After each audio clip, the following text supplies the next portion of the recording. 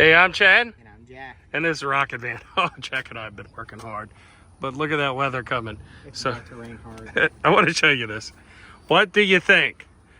Twin 5000s. We couldn't get the 9500 because, so we were looking at the 9500. The end of it was About here. about where Jack is standing there. And that was a recipe for a broken window. We were going to have a broken window. But one came with the trailer when we had it.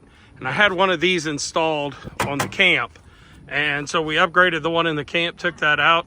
And now we have 10,000 BTUs that are low profile. And I'm thinking, and this is what I want your opinion on, should I put like a little piece of white trim in between them so they look like one? Or does it matter?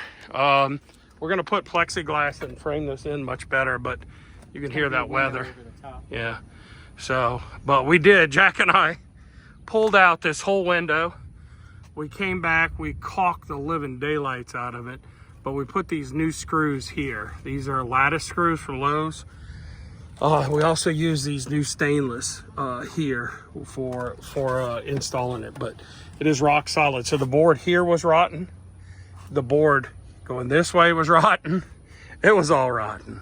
So every board was rotten. So take a few minutes if you hadn't subscribed. We sure appreciate it. We'd like to earn you a subscription, but the main thing is make a comment and tell me what you think. What did we call these? Twin 5000s. Twin 5000s. You know, everybody's got the big boat with the twin 350s or quad 350s. We got the twin 5000s. Tell us what you think. For Rocket Van, I'm Chad. And I'm Jack. Roger, over and out.